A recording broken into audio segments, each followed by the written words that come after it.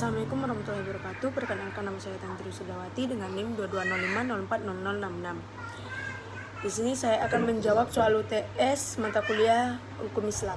Yang pertama, sebutkan dan jelaskan sumber hukum.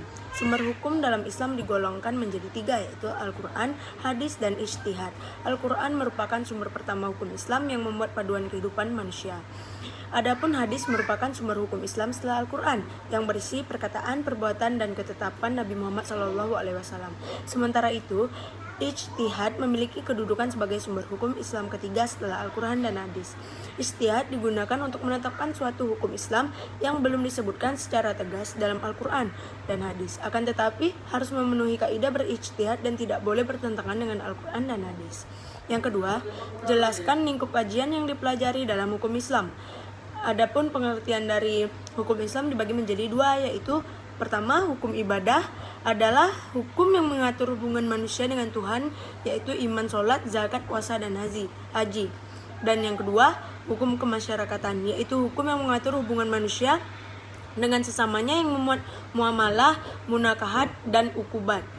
Hukum kemasyarakatan yang terbagi menjadi 3, yaitu yang pertama, muamalah, mengatur tentang harta benda, hak, obligasi, kontrak seperti jual beli, sewa menyewa, pembelian, pinjaman, titipan, pengalihan hutang, syarikat dagang. Yang kedua, munakahat, yaitu hukum yang mengatur tentang perkawinan dan perceraian serta akibat seperti idah, nasab, nafkah, kuretel, waris. Yang ketiga, ukubat atau junayat, yaitu hukum yang mengatur tentang pidana seperti mencuri, berzina, mabuk, menuduh berzina, pembunuhan, serta akibat-akibatnya.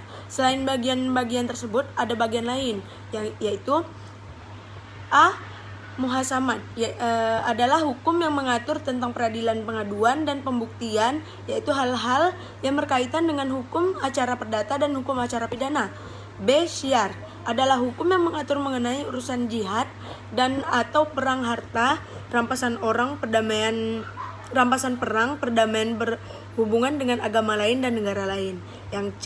Ahkam as-sultaniyah, yaitu hukum yang membicarakan persoalan hubungan dengan kepala negara, kementerian, gubernur, tentara, dan pajak.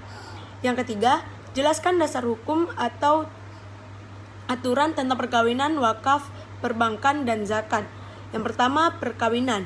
Dasar hukum perkawinan dalam Islam adalah Al-Quran, surat An-Nisa ayat 1, yang menyatakan bahwa manusia diciptakan berpasang-pasangan agar hidup dalam kebersamaan. Selain itu, hadis Rasulullah SAW juga memberikan panduan tentang tata cara pernikahan. Yang kedua, wakaf. Dasar hukum wakaf dalam Islam adalah Al-Quran, surah Al-Baqarah ayat 177, yang menyebutkan bahwa sedekah termasuk di antara perbuatan kebajikan yang dapat mendekatkan diri kepada Allah Subhanahu wa taala. Selain itu, hadis Rasulullah SAW juga memberikan panduan tentang wakaf. Yang ketiga, perbankan.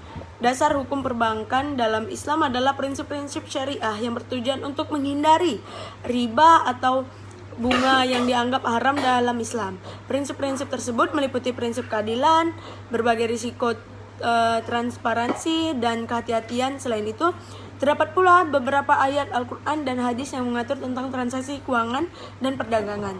Yang keempat, zakat.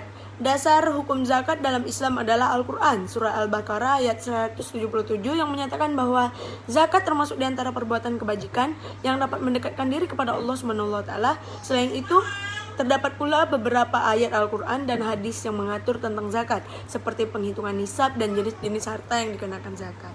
Sekian jawaban soal UTS dari saya. Terlebih dan terkurang saya mohon maaf. Saya ucapkan terima kasih. Wassalamualaikum warahmatullahi wabarakatuh.